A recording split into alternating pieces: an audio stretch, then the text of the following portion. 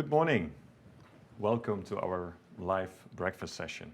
I'm happy that you all, joined with so high numbers. Welcome to today's session. Today we are going to talk about intelligent perimeter security, and I want to emphasize that word intelligence, but keep that in mind. We will come back to it later. But before we jump into the topic, let's look at some logistics, because as we always do. So, like in previous sessions, you can ask questions via the chat. So you either do that via your chat box, which you see directly in your browser, or you can also scan the QR code and then you can do it via telephone. Whatever makes you more comfortable. The Q&A will be at the end, so there we will try to have as many questions answered, but also in between, if it also fits the topic that we are talking about. It will be very unlikely, but if your live stream is stopping, then please refresh your browser, and that should actually solve the problem. So that's logistics, so let's now start. And before I do that, before I introduce the topics, I first of all want to introduce my guests today. So Rocky, I give the word to you. Can you maybe give a brief introduction? Sure. Hi, I'm Rocky from Genetec. I'm the application engineer for critical infrastructure for the EMEA region. And I hand over to Vijay. Good morning, everyone. My name is Vijay Krishnan. I'm part of the EMEA product marketing team for video systems from Bosch. Now, thank you, guys. So that's already one part of the intelligence that I was talking about. So I need the support of these two guys in order to make this also an interesting session. So what are we going to talk about today? It's intelligent perimeter security. Rocky will give some insights first of all. He, of course, will also talk about the software that Genetec has in store called the Restricted Security Area. Then Vijay will take over and talks about our analytics, because also our analytics or artificial intelligence is an important factor in intelligent perimeter security. But software doesn't go without hardware, so also we have a look at some cameras, and then some takeaways, and then we go, as promised, to the Q&A. But before we go and start, let's also put you to work. So a first question to you before we go into our topics is, what are the most important challenges you face regarding perimeter security? You see a couple of choices now on the screen. So take your pick. We will give you a couple of seconds, maybe a minute, to see what the first results are, and then let's hope that we can also address these pain points during this session today. So let's see what is coming in. We have already a big score on the minimizing false alerts. Yeah. So keep those votes going, guys. And let's see if we see some surprises. Yeah. Yeah, it's nice to see that people are, and also you already see it, they are joining us from Italy, Belgium, etc. So we definitely are covering the EMEA region. So it's nice, the numbers are going up, already 42 persons that are voting. But I think this already illustrates, and keep on giving in your votes, but I think it already clearly shows where the two main problems lie on the minimizing the false alerts and also, of course, reliable detection. And okay, you will say this is not a coincidence, but these are also the topics that we are going to look into. So let's go to the next slide then. So what will we be addressing? And that's also where this intelligent perimeter security comes from. So there are 6 items that you see now on the screen, and those are also the things that Rocky and also Vijay will be talking about. So yes, we will be able to detect over long distances, also reliably in challenging circumstances, weather conditions and the like. We will provide maximum situational awareness, and also Rocky will go into that, how this works. And indeed important, minimizing false alerts, scalable and flexible solutions, and I think that's also one of the key arguments, but Rocky will dive into that we provide you more time to respond. So keep that in mind. So Rocky, then I give it to you. Yes, thank you. So let's first talk a little bit about intelligent perimeter security. What does intelligent mean? Intelligent perimeter security means that the system helps you to understand a little bit more about your scenery. So it's not like a classical PIT system where you get informed when somebody is entering your perimeter. So that means somebody is already cutting your fence and is already entering your perimeter. We try to more or less give the operator the possibility to survey the area in front of their fence. So that means get the information what is outside your perimeter. So you have more time to respond on it or work on it as an operator. So this gives you more time to figure it out if it's a real threat or not, if it's a friendly target or an enemy. So here we have our 3 lines. The blue line is what we call the buffer zone or the detection zone or the, let's call it the figure out zone. Also then the green thing is the fence line where your actual perimeter starts. So that means this is the zone where someone really enters your perimeter. And of course behind we have another area for sensitive areas like the data center entrance or where your gas storage is and all that stuff. All those we combine in RSA with, or we are able to combine it with different sensors and also with different technologies to have the maximum of accuracy on the field and on these areas.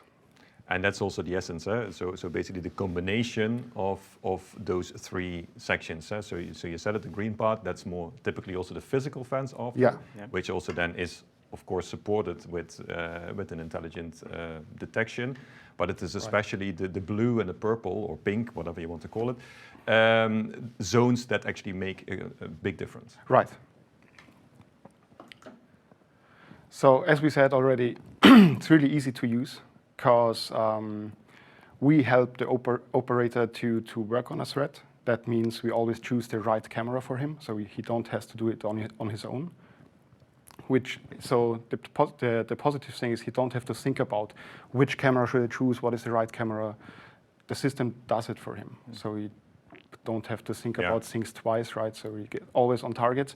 Of course, as I said already, there's more time to respond on it because he sees the threat coming from far away and not when it's actually entering the perimeter.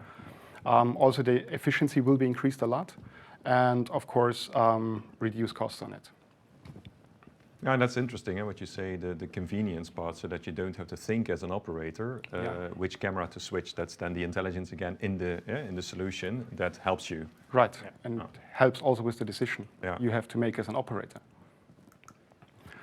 What does it mean in detail? More time to respond. More time to respond means especially that we always have the real-time geolocation of the threat or of the object, so we can follow it through our whole perimeter. Also, we can filter out the unimportant alarms or unimportant targets and focus on and really target on the important ones. Also, there's an object classification, which we get here from the IVA. If it's a car, if it's a person, undefined object and that. So you don't have to think about what it is. As an operator, you already get the information when you look on the map or on the system. You already see it's a person, it's a car entering, and I don't have to double check it more or less. So I always get the information straight on from the system. Never lose track, as I already said. The system chooses the right camera for me as an operator, so I don't have to think about it. And also, if the target is moving on from the zone A to the zone B, for example, the system will automatically hand over to the right camera. So I don't have to do this as well. And of course, if it's a PTZ camera, we control the PTZ camera and following the target. If it's a fixed camera, we just overhand to the next. And of course, you can do the forensic search afterwards. If you in need case something happens. In case something happens, you can do it. It's not a problem. And of course, the good thing is, as we work in zones, or let's call it areas, we can work it 24/7. That means maybe at the working time, the outside perimeter is not that important. It's more the inside areas or important inside areas. So we can arm them like with access control or just schedule on it and timeline as well. And if the working day ends, we activate automatically the outside area or arm the outside area. And if you want, disarm the inside area or keep it armed again. So we have 2 armed areas. If needed. But also completely virtual eventually, so don't even need other hardware where you say, okay, if you have cameras anyway, point them to sensitive areas, and also during business hours where you maybe park your trucks or have construction material which is highly sensitive, that you get also warnings when people go there. That's the beauty of the system, right? So you don't have to have a brick wall or a fence.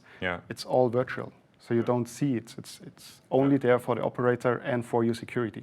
But it doesn't bother the employees or the visitors. So no, exactly. Doesn't, you know what I mean? So Yeah. it's a It great works thing. for you silently. Right. But what is needed for it? So needed for it, first of all, of course, it's the Genetec RSA software part. Of course, we need to feed our software with information like the geoposition, like the classification of the target, the movement. All that information we get from you guys, from the IVA.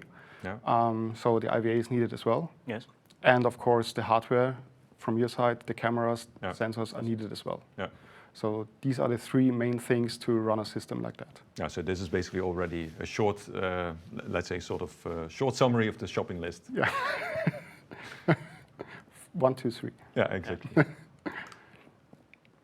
So let's go to a demo.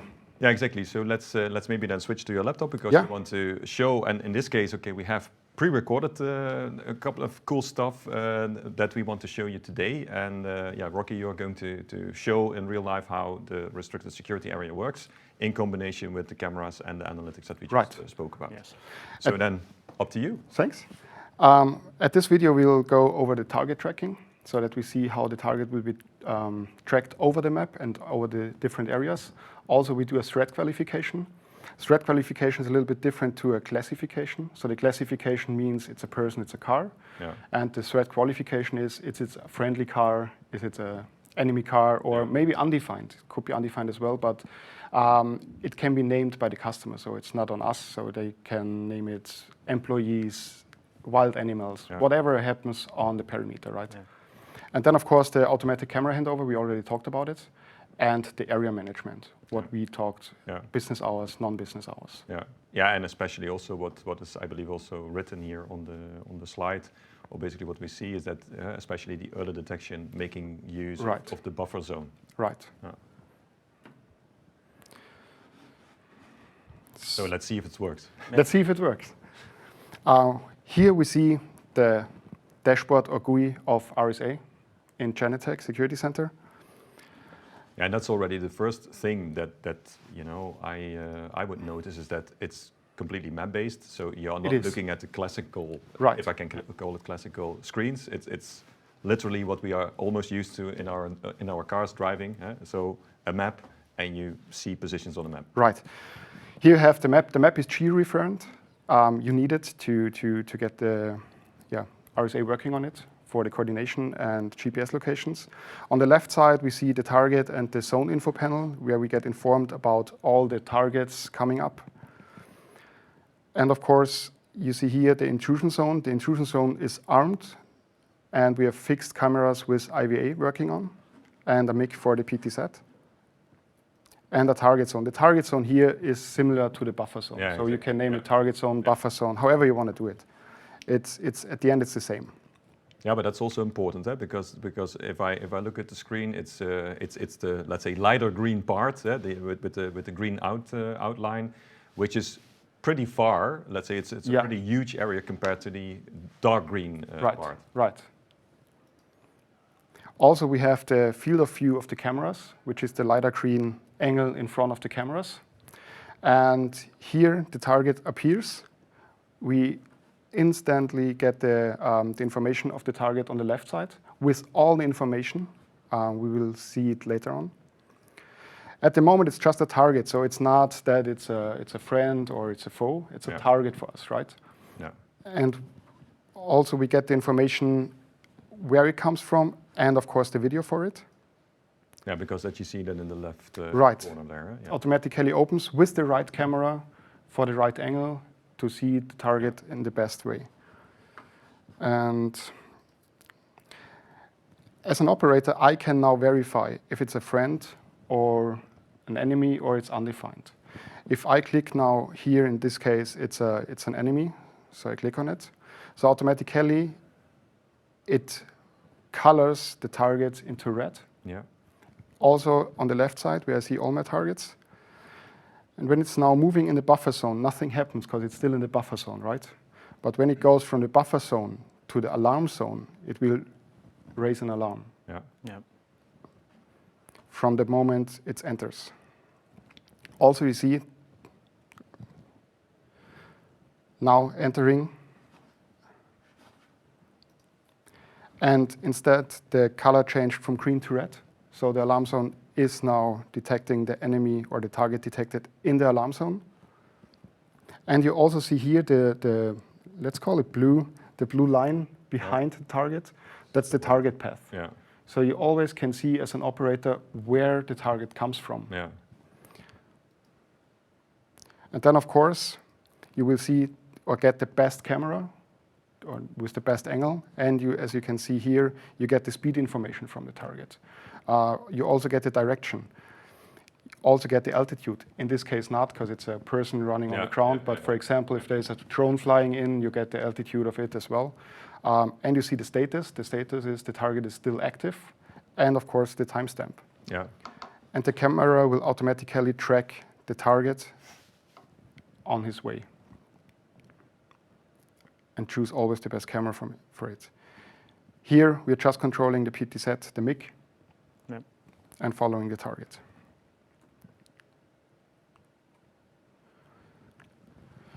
The next video we have is how we can save time with the threat qualification.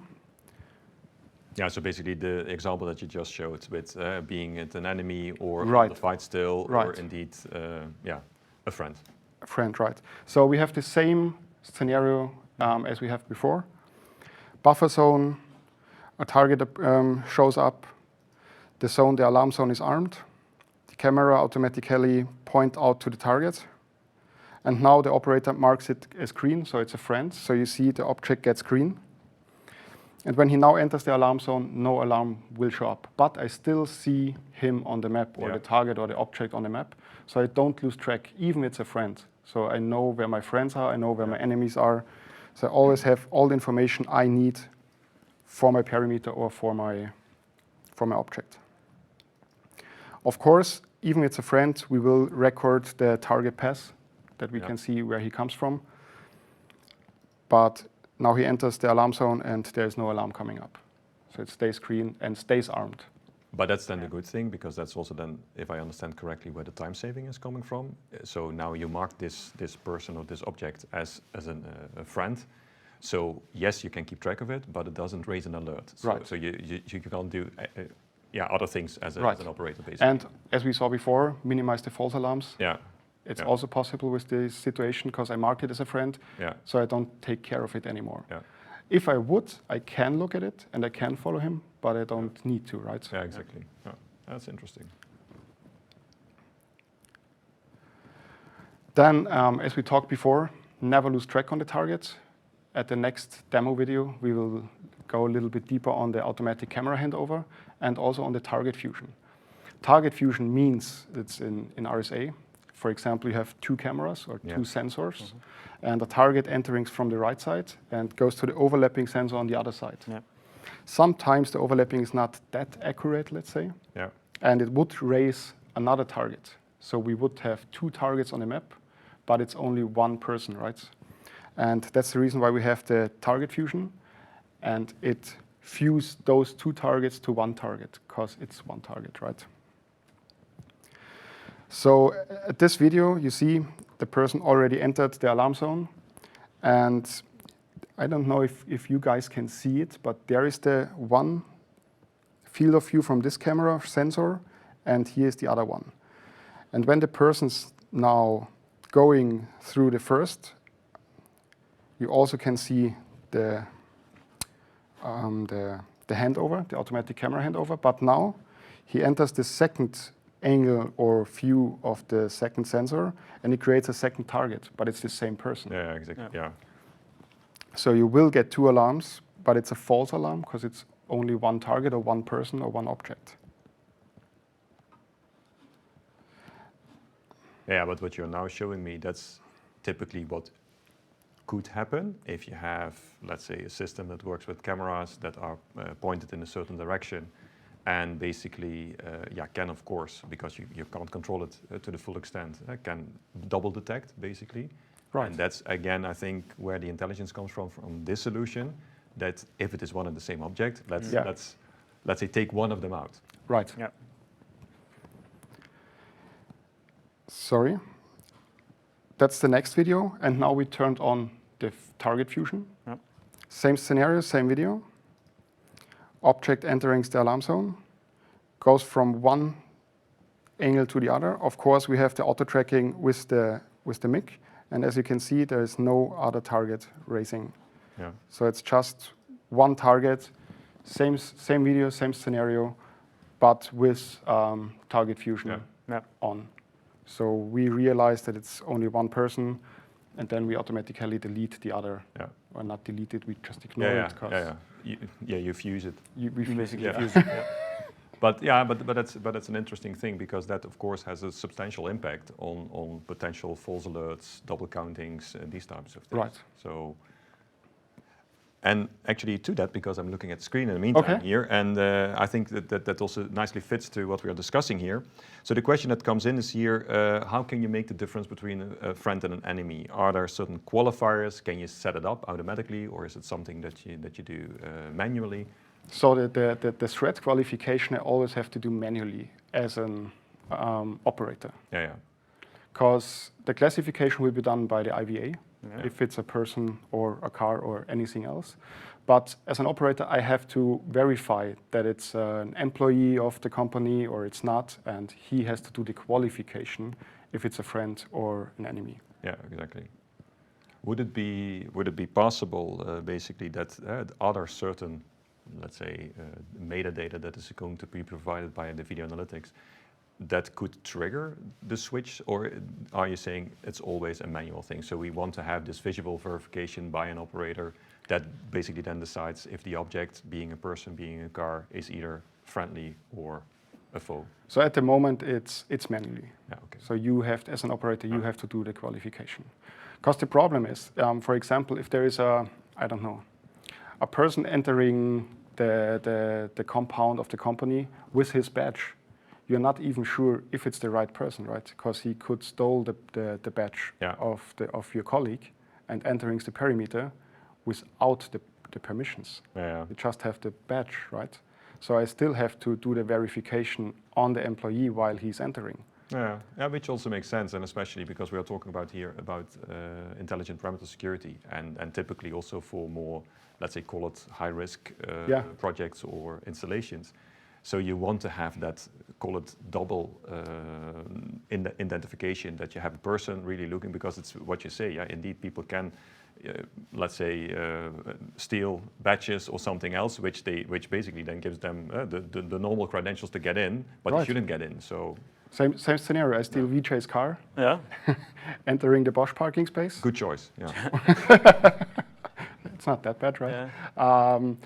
And then I could enter the perimeter, and I'm in the Bosch perimeter, right? Yeah. Yeah. But if I get out of the car, I will be a target on the RSA map, and then the operator can choose or verify if it's a friend or an enemy. Yeah, exactly. It could also be a case where you have a known security guard walking in at a particular time, and then you know that, okay, this person should be here, and then you mark him as a friend, you know? Yeah, right. exactly. It could be different scenarios. Yeah. So. Yeah, and basically also let's make sure that you are a little bit now getting into work mode, VJ. Is that because we were talking about handover, etc. And the question that comes in here is the handover to the PTZ done by the software of Genetec, or is it also something that the analytics or the intelligent tracking of the camera plays a role? In this case, it is the analytics or let's say the tracking is done by Genetec. We could also use the intelligent tracking, which is on the camera, on our PTZ Bosch cameras. Yeah. But for the particular example we showed here, it was more Genetec taking charge of the tracking. Because as metadata, we provide the GPS location, and based on that, it can then track. But basically, it's a little bit depending then, if I understand it correctly, on the application, you can choose either or, but in this example, let's be clear, it is Genetec that makes sure that we are switching from the one to the other camera. Yeah. Yes. What happens? It's an interesting one. Yeah. So maybe it's a trick question. Okay. So, but let's see. Let's see. You know, what happens if a camera has more than one target to track? That's a good one. Okay, Yeah. let's kill the question. No.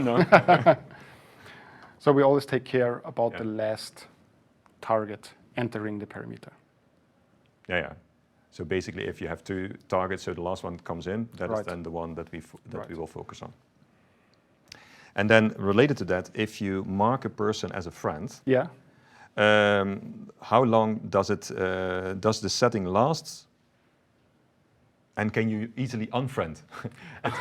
Yeah, I had to read it twice. I thought it's like Facebook, you know, friends, and how can I basically de-invite people? But so how long does it stay in that mode? And can you also indeed then, because I think that's the question, make a friend an enemy again? Relation status, it's very complicated, right? Yeah, check the profile. Yeah. You can unfriend it. Yeah. Just click on it and go back to enemy, undefined, whatever. So you can unfriend in RSA. Yeah, but going to the first part of that question that we just let's say addressed, is that the setting, once you chose first of all to making it a friend, it basically stays until you change it probably. Or we lose the tracking on the target. Yeah, okay. Or the target disappear. Yeah.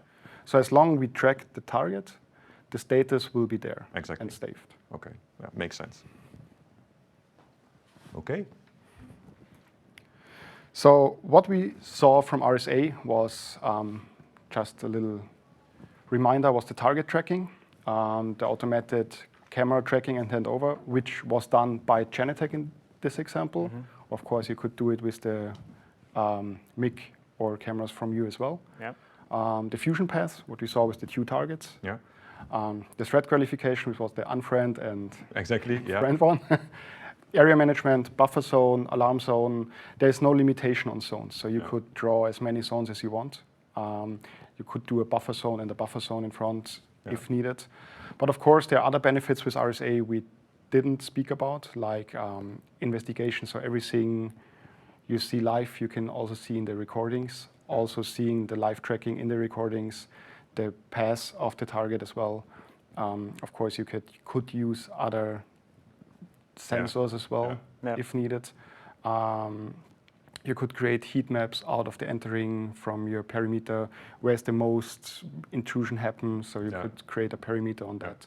So there are a lot of possibilities with RSA.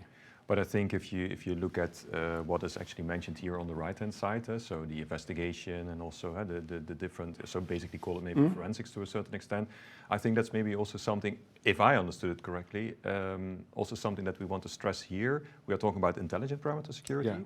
So in this case, it's more about the things that are on the left-hand side, because what we are trying to do and what actually makes the system so intelligent is that we want to be as early as possible, making maybe, let's say, something like forensics, maybe a little bit overdue anyhow. Yeah. Because you have an early warning system, there is a buffer zone, you detect very early, so you give people more time to respond. Right. And then maybe investigations afterwards are not even necessary.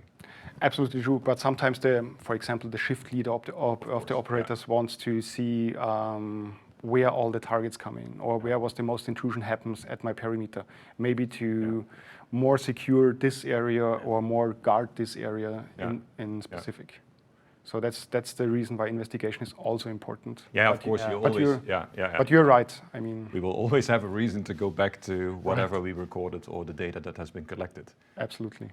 Okay, so that's a little bit the part on the software. Yeah. I think we stay with software at the moment. So I think let's have a look at what we call IVA, or Intelligent Video Analytics. Yes. So thanks, Rocky. What we also have in the cameras, or let's call it sensors, which fits perfectly into this intelligent perimeter security, is also the IVA Pro that we have inbuilt in the Bosch cameras. We have 3 variants of these application-based AI analytics. There is the IVA Pro Buildings, there's the IVA Pro Perimeter, and then there's the IVA Pro Traffic. Today, and you make it sound, Vijay, as this is something that we already did for years, but IVA Pro is actually brand new, eh? Absolutely. Okay, yeah. Like I mentioned, it is application-based AI analytics that we have on the camera, and we have defined it based on the applications that we fitted. Exactly. And today the focus is on the IVA Pro Perimeter that we have inbuilt in the camera. So the Intelligent Video Analytics as a technology, it can detect objects, it can understand the object movements in the scene, it can classify the objects, but in addition to that, it can also provide you the GPS coordinates, or let's say the speed data, which you would have seen earlier is very important for the RSA mapping as well. All of this together then provides the operator with all the deep understanding of the scene, based on which he can then take an action on what needs to be done in that particular scene. So that's the intelligence that is there in the camera. Yeah, so basically also what you're saying, and also linking it to what Rocky said earlier, that the detection of the object, the classification of it, also giving metadata like speed, GPS coordinates, etc. That's all coming from the sensor in this case, so from the analytics, and that is then being worked on and consolidated in the RSA software. Yeah. Yes, and the Iva Pro Perimeter is ideal or well suited for let's say long-range detection along the perimeter. For example, let's say in a building perimeter or a critical infrastructure site or an energy facility or an airport. All these applications where you have long distances to cover, that's where the Iva Pro Perimeter fits perfectly. Yeah, I have a few examples which I can show you, which actually shows the videos on what distances can be covered with the camera. So here is an example of a video where a person is walking at the perimeter, let's say at a fence, and even at 80 meters, we are able to clearly detect and classify. Even at 100 meters, you see that the classification is quite good. The best part is it's not just in ideal lighting conditions. This is actually quite a dark scene where we have the IR illuminator switched on from the camera, and you see that even up to 160 meters, it can detect to quite a large extent. So that's the whole beauty of the Pro Perimeter, that to large distances you can cover with this application. Because we were talking about in the beginning, we said it's intelligent. We want to give people more time to respond, and I think one of the essential things is that you, Rocky, told we can create this buffer zone, target zone, I believe you also called it. Yeah. But I think, and correct me if I'm wrong, so you can basically put a sort of, call it virtual fence. Yeah. Way out your physical fence, and you just said it, Vijay, if we use one of our cameras with the Intelligent Video Analytics Pro, up to 160 meters. So then I'm thinking, so that means that already 160 meters before my fence, I will already be able to tell there is something coming. Right. Yeah. That's of course a huge advantage compared to someone who's already, let's say, cutting the barbed wire, so then he's already at my fence. Right. Yeah. Okay. That's true. But in addition to that, what our analytics is also based on advanced subtraction algorithms. So what it can do is it can also detect crawling, it can detect rolling, or any suspicious movements which happens inside, outside, or near the perimeter, but also in adverse environmental conditions. Let's say if there's a lot of rain or windy conditions, or if low light conditions. So that's also important, because it's not just like we saw in the poll. It's about minimizing the false alarms. Because what you're saying, it can be that you early detect something, but it can still be that once the object is closer to your physical fence, his behavior also starts changing. So maybe we saw someone as, it's probably a friend, or maybe nothing to care about, but when he starts crawling, then maybe that's a little bit suspicious behavior, and then the system needs to detect. Interestingly, I have a video as well for that, which we did. So here in the left top corner, you see the Bosch camera. We actually did it with some other competition technologies just to see how good we were.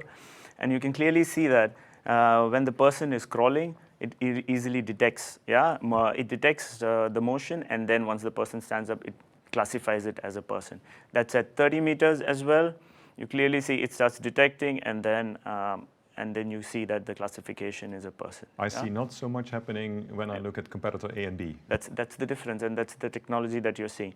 So the camera we actually used here is the bullet camera with the 4 megapixel. What we also did is at long distances. So at 110 meters, you could see the person crawling. It detected it, and once he stood up, you could classify it as well.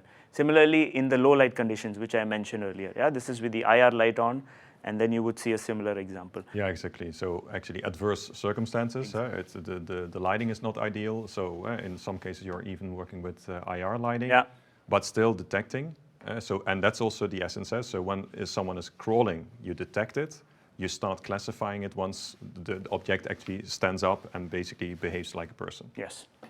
Yeah.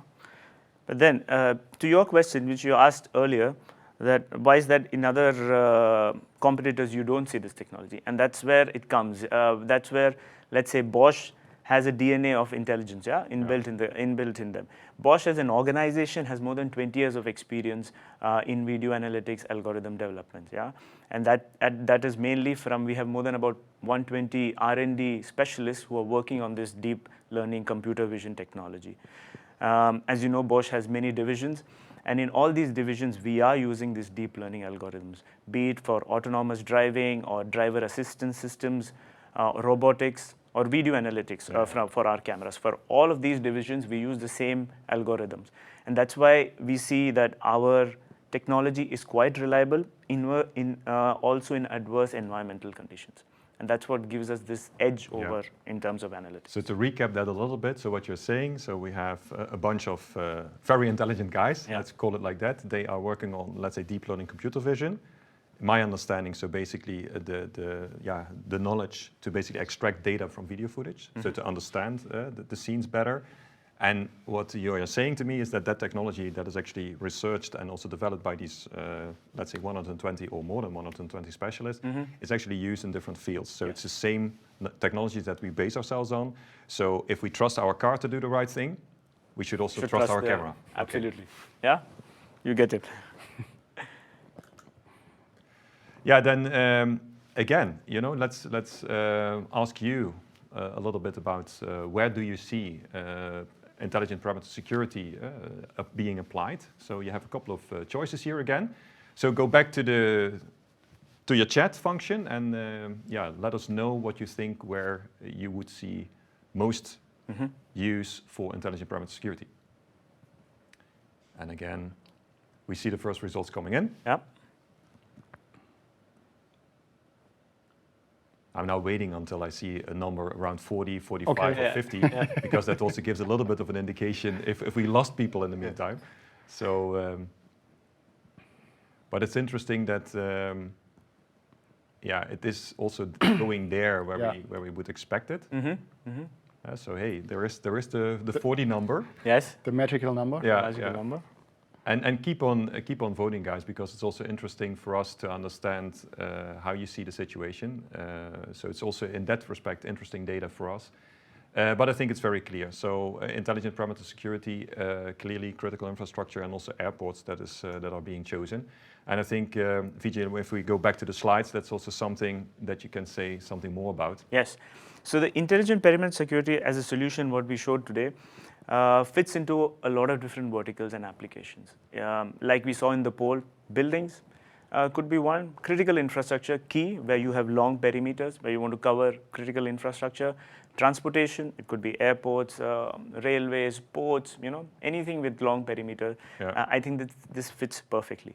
What it does is it improves the proactive response for the operators based on early detection. So early detection is the key. And like we showed you in the example, it clearly shows that we can detect early, and based on that, you can then decide how to respond. So you increase the proactiveness of the response. Secondly, it reduces the time and the cost involved with handling false alarms. Right in the beginning, we saw minimizing false alarms as one of the key things. And that also is kind of managed in this situation, absolutely. So that there is an ROI as well in that, because you reduce the time and effort and the cost, because each time you get an alarm, there is a set of procedures that need to be done from an operator. So you save cost easily on that. Yeah, and Rocky already showed it with the fusion, so that's already something that basically kicks in. Also, indeed, classifying people, so the threat level. You showed already adverse circumstances that we already tested with lighting and other circumstances that still brings reliable detection. So those are all elements that would lead then to less false alerts, or let's say, call it more real alerts. Exactly. And at the same time, it also elevates protection for sensitive areas, because you can create now virtual zones. You can create it based on timing or any area that you want to protect, because it has sensitive information, or let's say sensitive items that are being set there. And also you can create buffer zones. So based on that, you can actually have certain areas within your infrastructure which you want to protect. And that can also be achieved with this intelligent perimeter security. So that's the added advantage as well that you have.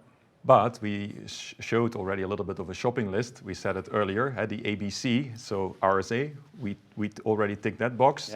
We talked about Iva Pro, But I think there is another element. So we need some hardware to basically make sure that our software is also able to perform in different circumstances. And I think there we want to, let's say, watch a small video on one of the cameras that would, according to our opinion, ideal for perimeter security. So let's start with the Autodome video.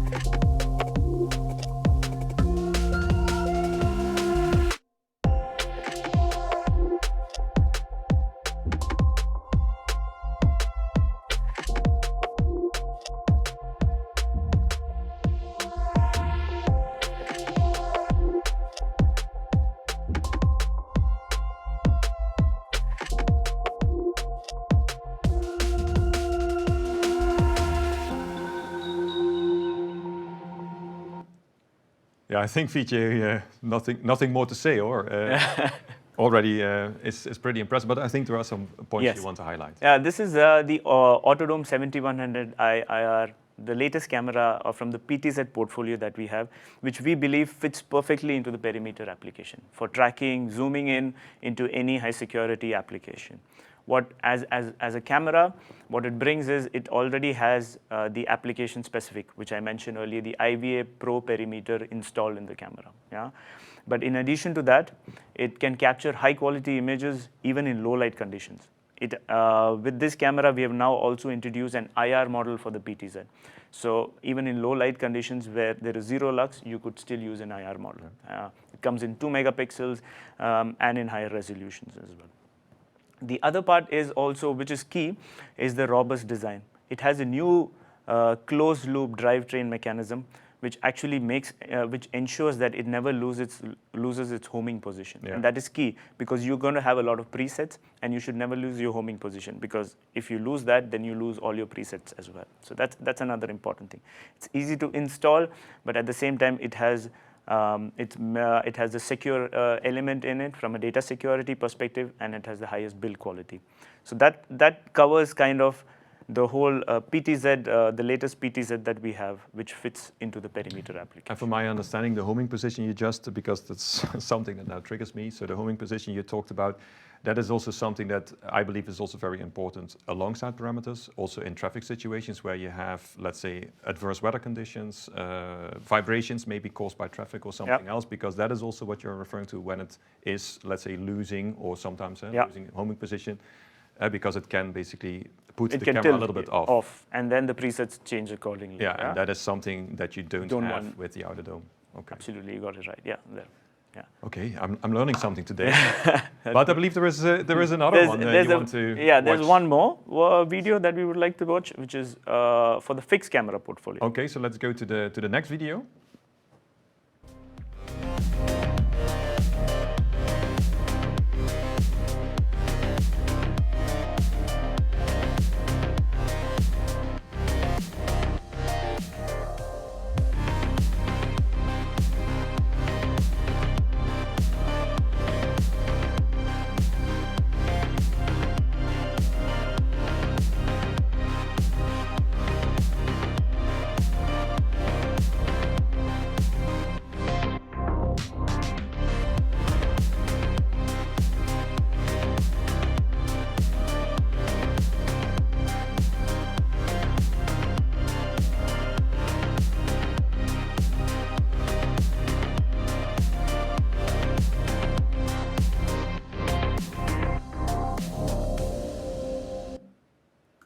Yeah, Vijay, that's also pretty impressive, and you know, sometimes we easily step over the let's say what we would call even indoors hygiene factors, like the Starlight X I saw, the IR, etc. But those are also important elements, because you showed earlier in the comparison videos that you also need to have the right technology on board in your hardware, basically being the camera or the sensor.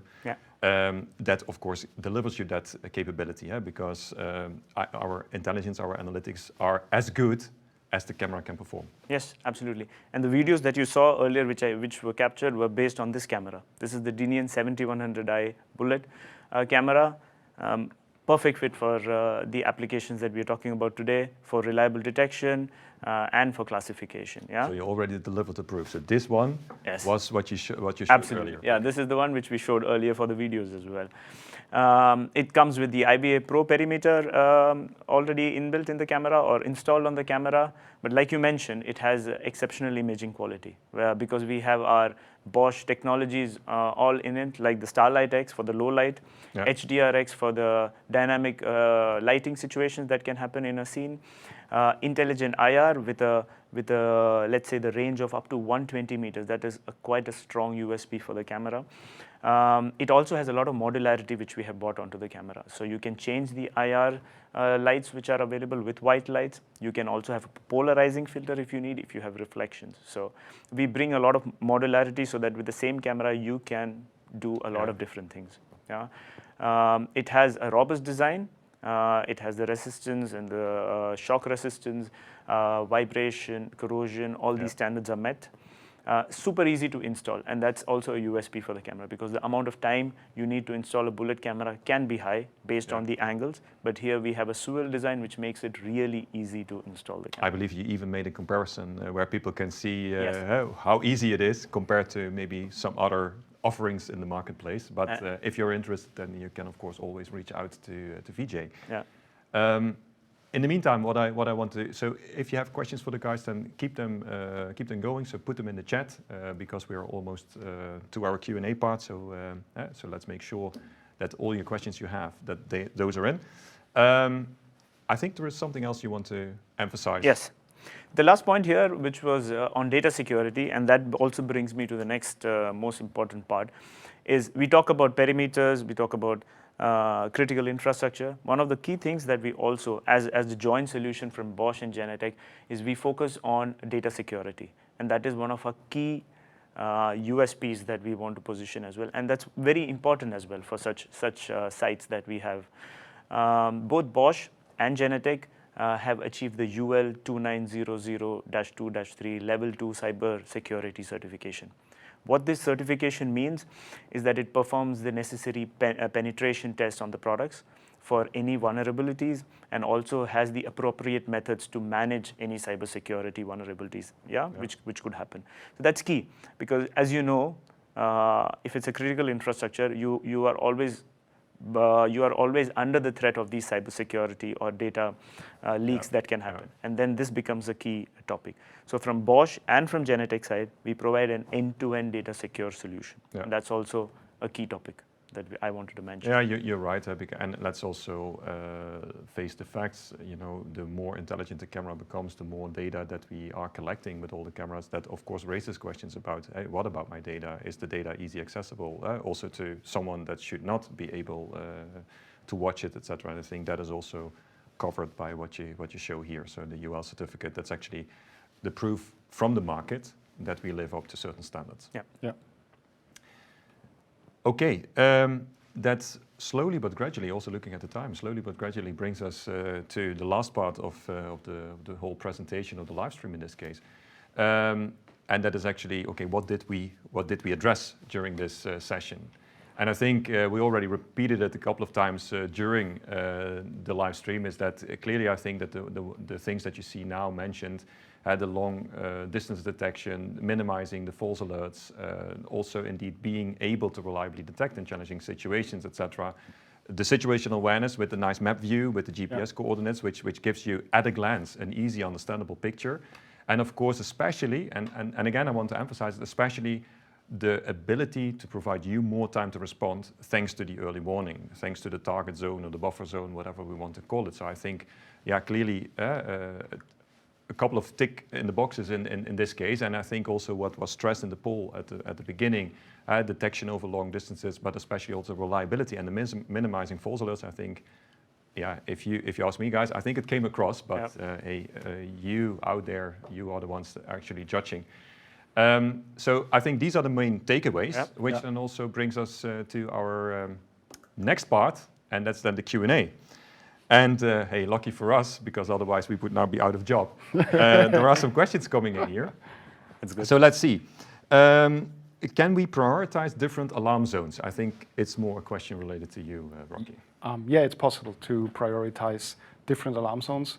Also, it's possible to put a filter on an alarm zone. For a classification, that means that buffer zone 1 doesn't alert when there are cars coming in, because it's the parking space, for example. Okay. But if there are people walking around, we will raise alarms or alerts. So we can have filters and prioritization on the different zones. Yeah, so basically prioritization in the sense of, okay, what would be the most risky area? So that would be priority 1. And the filter, if I understand, you can also give it context. So you know, a parking lot is a parking lot, so you expect cars. So don't trigger me. Right. Okay. Oh yeah, this is also an interesting, and I think you can take it both. So you can also give a joint answer. What would you consider as critical infrastructure? I understand it's a container term. So I give it to Vijay. Oh, thanks. That's nice. That's nice. Yeah, when we talk about critical infrastructure, it could be energies, utilities, it could be a nuclear power plant. You know, it's quite a broad term. Yeah. But like it's more to do with it could be even a government side could be a critical infrastructure to that matter. Yeah, or let's say a military side. It could be a mix of stuff. Yeah, but. Yeah. But typically, we are thinking about the installations that are critical for economies and for actually daily business. So indeed, energy, utilities, utilities indeed, mining operations, data centers, harbors. So yeah, this type of thing, which is highly critical. Yeah. And what you said earlier, I believe, also that require or have longer parameters. Yes. Oh yeah, it keeps on going. So I'm now adrenaline picking here. I think that's an IVA? Not even think. I know for sure it's an IVA Pro question. Does it require a license? And I think that's an interesting question. Yeah, that's an interesting question.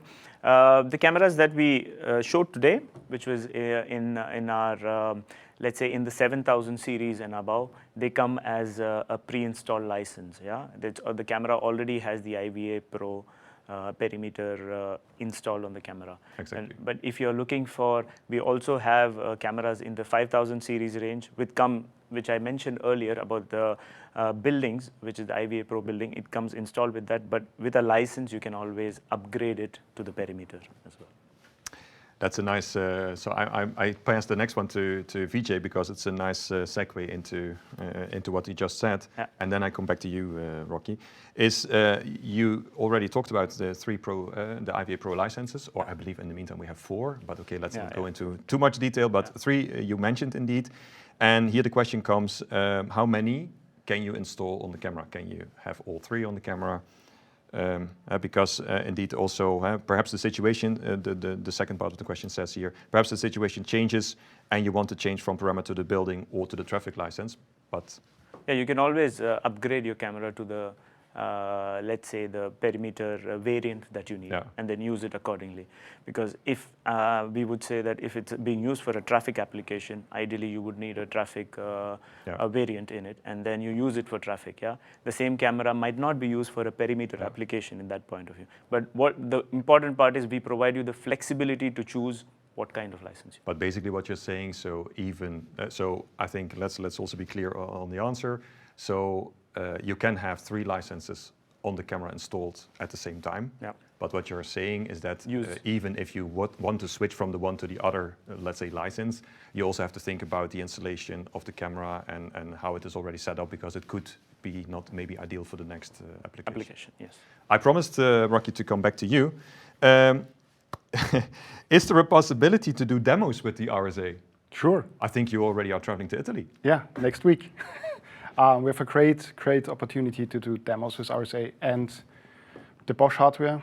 We build a tower together, where we can show it outside of a perimeter, outside of a customer site, and really demo it in a live scenario. So not a PowerPoint just showing videos. Yeah, exactly. Yeah. So we can do it in a live environment, and there are 2 fixed cameras installed. Yeah. So So we like Rocky mentioned, we have an RSA tower which is easy mobile. We can use it. It has 2 fixed cameras on it. It has a PTZ, and all the recordings that you saw was me and Rocky doing it as well. So you know. Yeah, I didn't want to give that away because you were also the one crawling. Oh yes, absolutely. But I think important here also, and that's also an invitation to you guys out there. I think clearly answered. So demo possibilities we have. Yeah. I believe we even have built ourselves a nice demonstration tool to do so. Yeah. So if you have a need for those demonstrations, send in your request. You can use the regular channels. So you can also use the channels that you also use for this live stream. So let us know, because then we can also see how we can set it up and that we arrange a demo somewhere close by to where you're sitting. Sure. Or not. Yeah, absolutely. I also like this one, especially because there is a smiley behind it. If a camera breaks down, and then now the part comes that I like, which of course never happens with Bosch, but can you then easily transfer all the settings, such as GPS, IVA lines, etc., from the old camera to a new one? Or do you have to re-enter all the settings? From a camera perspective, you can do that, because you can have the configuration saved and then reload it onto a new camera. That can be done. Yeah. On the Genetec side, Rocky? We just have to add the camera as a new sensor, because it's a new sensor for the system. Correct. Yeah. And maybe to do a little bit adjustments on the angle, on the position, but then it should be fine. So even, and I'm happy that you said it will not happen, but when it happens, it seems also pretty easy to replace. It is. It's funny because once in a while you see, let's say, recurring questions, and I see here LPR. Oh, okay. So can LPR be used in the buffer zone to detect a security car? So basically here then the more generic question, can we use license plate recognition? But then we are coming back probably also to classifying and the threat qualification. Mm-hmm. So the license plate recognition, it's possible in Genetec, but it's another part, another model of Genetec. Yeah. And to filter out the car with the license plate when it enters the perimeter, I mean, technical-wise, it's possible, but we need to work a little bit on it, because at the moment we don't have it possible out of the box. Yeah. But I mean, the license plate is a credential, right? Yeah, like a access control badge, like everything else. Correct. So we can use it as a credential. Yeah. And then, of course, arm or disarm zones with it. So possibilities, yes, but needs a little bit of tailoring. Right. Yes. Yeah, this makes me laugh because there was a question that we already anticipated. So I'm trying to see which ones I'm going to, because we still have only a couple of minutes left. So okay, let's put the question in that we already expected. Can you add the new IP horn loudspeaker? So I think this is someone that already is pretty knowledgeable about the business in this perimeter security system. Yeah, the new IP horn loudspeaker can be added. Yeah. That's something we also tested. Rocky itself tested it. Maybe you can add to that, Rocky. Yeah, the new loudspeaker is added into Genetec, but it's not part of RSA. It's part of Sipelia in Genetec. Yep. But of course, it's another model here. Yeah. But of course, you can use the loudspeaker for example, for your buffer zone. If someone enters the buffer zone and you qualify it as a threat or as a foe, you can have an automatically answer or pre-recorded message, right on the loudspeaker and send it out. Yeah. So extra measure to scare people off. Right. That they have to turn the other way. Yes. So I think that's also an interesting one. So and that goes more to RSA, is that if there are two targets covered with two cameras in the same zone, can you select one target per camera? It's an interesting question, huh? It's an interesting question. And I think, so basically what we are saying here, so we have two targets, two cameras in the same zone, and can you then select one camera? But if it's on the same camera, you already have the two targets on the camera. On the map, right? On the map. I mean, I can click as an operator, if there are two targets detected by one sensor, I of course can choose the one I want to see. And then the system, again, looks for me for the right camera with the right angle. Mm-hmm. And if the target starts moving, of course, the automatic camera handover steps in. So I will get the next available camera or the best available camera. Yeah. But if I click on let's say on the other target, which is still staying there, the system will switch back to the other camera. Looking at the time, guys, there are still some questions coming in, and keep them going because we will also then afterwards, during the wrap-up and also sending you some thank you information, also cover those questions if needed. So yeah, that brings me actually to the last part of this live stream before we end it, and that's actually, we had already 3 polls, so the last time I'm asking your votes, but that is now more related to how you felt that we did. Did you learn what you wanted to learn about intelligent perimeter security? So give us your votes, and then with that, I want to thank you here from Eindhoven. Thank you for watching, and until next time.